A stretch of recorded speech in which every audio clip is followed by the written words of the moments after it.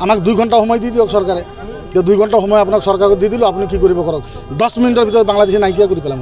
এতেও আছে অসমত বাংলাদেশে আপনি নাজানো, আই ডোন্ট নো, মই নাজানো। যদি আছে তেওঁলোকে কৈ আছে, চিঞৰি আছে, যদি বাংলাদেশী আছে বাংলাদেশী ইয়াৰ পৰা আঁতৰি যাব লাগে। আৰে বাংলাদেশেৰ লগত আমাৰ কি কানেকশন আছে ভাই?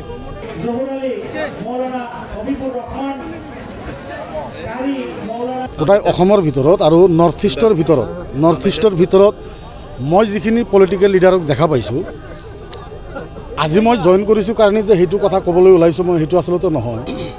নৰ্থ ইষ্টৰ ভিতৰত এজন লিডাৰ আছে, যিজন লিডাৰে হিন্দু মুছলমানৰ ৰাজনীতি কেতিয়াও নকৰে। বাকী যিখিনি লিডাৰ আছে আপুনি চাব, যিকোনো দলৰ হওক প্ৰত্যেকটো দলৰ লিডাৰবিলাকে হিন্দু মুছলমানৰ ৰাজনীতি এটা ক্ৰিয়েট কৰে। মই এটা বস্তু দেখা পাইছোঁ যে হাগ্ৰামা মহিলাই ডাঙৰীয়া তেখেতে কিন্তু হিন্দু মুছলমানৰ ৰাজনীতি কোনো কাৰণতো নকৰে। গতিকে তেওঁৰ আদৰ্শটো মোক ভাল লাগিছে, আৰু যিহেতু তেখেতে হিন্দু মুছলমান ৰাজনীতিটো নকৰে, সেই হিচাপত আৰু বিগত 17টা বছৰ তেওঁৰ যিটো চৰকাৰ আছিল, তেওঁৰ কাম কাজ যিখিনি কৰিছে, বিটিআৰৰ ভিতৰত যিটো পৰিৱেশ তেওঁ সৃষ্টি কৰিছিল, সেইখিনি চাই আজি মই বিপিএফত জইন কৰিছোঁ। আৰু কিছুমান ভিতৰৰ কথা আছে, এইবিলাক বাৰু সময়ে আপোনালোকক ক'ম। নাই, এইটোতো মই আগৰ পৰাই কৈ আছোঁ, বিটিআৰ বাদ দিয়ক, অসমৰ ভিতৰত যিকোনো এটা মুছলমানৰ যি মুহূৰ্তত 1% প্ৰব্লেম হ'ব, মোৰ শৰীৰৰ ভিতৰত 1 ফুটা তেজ থকা পৰ্যন্ত তেওঁৰ পিছত যিমান দূৰলৈ যাব লাগে সিমান দূৰলৈ মই যাম। আগৰ পৰা গৈয়ে আছোঁ। এতিয়া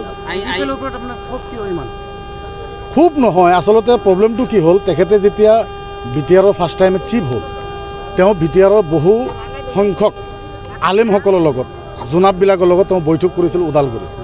সেই বৈঠকটোত মই নিজে আছিলোঁ। তেখেতক এটা পোনপটীয়াকৈ প্ৰশ্ন কৰা হৈছিল যে আপুনি জিতিলে বিজেপিত যাব নেকি? তেওঁ কৈছে মই এপছৰ পৰা আহিছোঁ। তেখেতৰ কথা বাৰ্তা চাই গোটাই জোনাববিলাকে ভালে সংখ্যক মুছলমান ৰাইজ তেখেতৰ কথাৰ ওপৰত বিশ্বাস কৰিছিল। তেওঁ যেতিয়া জিতিলে, যিদিনা ৰাতি ৰিজাল্ট দিলে, কাৰো লগত পৰামৰ্শ নকৰাকৈ তেওঁ দিছপুৰ যাই পালে, হেমন্ত বিশ্ব শৰ্মা ডাঙৰীয়াৰ লগত বহি তেওঁ বিজেপিৰ মিত্ৰজোঁটৰ চৰকাৰ বিটিআৰৰ ভিতৰত কৰিলে। সেইকাৰণতে তেখেতক ভোট দিয়া নাছিলে মানুহে।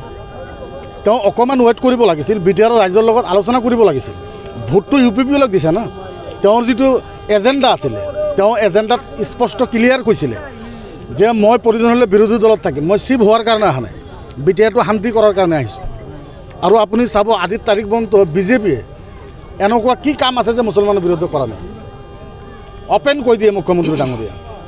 যিখিনি উচ্ছেদ হৈ আছে, কেনেকুৱা উচ্ছেদ হৈ আছে এইটো অসমৰ ৰাইজে সকলোৱে জানে। টাৰ্গেটটো মুছলমানৰ ওপৰত কৰা হৈছে নে? সুপ্ৰিম কোৰ্টৰ গাইডলাইন আছে, হাইকোৰ্টৰ গাইডলাইন আছে। আপুনি যদি উচ্ছেদ কৰে, উচ্ছেদৰ আগত যিখিনি স্বদেশী মানুহ সেইখিনিক আপুনি ব্যৱস্থা কৰি দিব লাগিব। যিখিনি বিদেশী আছে তাৰ লগত আমাৰ কোনো অপশ্যন নাই। আৰু মই আগৰ পৰাও কৈছোঁ যে ইমান ডাঙৰ এটা চৰকাৰ থকা অৱস্থাত, ভাৰতৰ প্ৰধানমন্ত্ৰী বিজেপি, ৰাষ্ট্ৰপতি বিজেপিৰ, গৃহমন্ত্ৰী বিজেপিৰ, বহুকেইটা ৰাজ্যত বিজেপি চৰকাৰ আছে, অসমৰ ভিতৰত বিজেপি চৰকাৰ আছে। ইমান ডাঙৰ এটা চৰকাৰ থকা অৱস্থাতো যদি আজিও বাংলাদেশৰ পৰা মানুহ যদি অসমত আহি আছে, ইমান ডাঙৰ এটা চৰকাৰে কি কৰে? ঘাঁহ কাটি আছে কাচি দি। আমাক 2 ঘণ্টা সময় দি দিয়ক চৰকাৰে। 2 ঘণ্টা সময় আপোনাক চৰকাৰক দি দিলোঁ, আপুনি কি কৰিব কৰক। 10 মিনিটেৰ ভিতৰত বাংলাদেশে নাইকিয়া কৰি পেলাম। এতেও আছে অসমত বাংলাদেশে আপনি নাজানো, আই ডোন্ট নো, মই নাজানো। যদি আছে তেওঁলোকে কৈ আছে, চিঞৰি আছে, যদি বাংলাদেশী আছে বাংলাদেশী ইয়াৰ পৰা আঁতৰি যাব লাগে। আরে বাংলাদেশের লগত আমার কি কানেকশন আছে ভাই? বাংলাদেশের লগত আমার কি কানেকশন আছে? যদি বাংলাদেশী কোনোবা আছে ধৰি পেলাই পঠাই দিয়ক না ভাই। 10 মিনিটত আপনি সেইটোৱে ক'লোঁ, যদি ইমান ডাঙৰ চৰকাৰ থকা অৱস্থা, আপুনি মোক কওকচোন নৰ্থ ইষ্টৰ ভিতৰত এনেকুৱা এটা পলিটিকেল লিডাৰ দেখাকচোন। এজনে আছে, সেইটো হ'ল ডক্টৰ হেমন্ত বিশ্ব শৰ্মা ডাঙৰীয়া। তেখেতে ইচ্ছা কৰিলে কি কৰিব নোৱাৰে? আচ্ছা আপোনালোকে কওকচোন, আমাৰ অসমৰ সন্মানীয় জনপ্ৰিয় মুখ্যমন্ত্ৰী হেমন্ত বিশ্ব শৰ্মা ডাঙৰীয়া, তেখেতে যদি ইচ্ছা কৰে, এনেকুৱা কোনো কাম আছে নেকি কৰিব নোৱাৰে? তেওঁ যদি নিজেই কয় যে পৃথিৱীত এনেকুৱা কোনো কাম নাই যিটো কাম মই কৰিব নোৱাৰোঁ, বাংলাদেশৰ সমস্যাটো কিয় সমাধান কৰিব পৰা নাই? তাৰ মানে কি?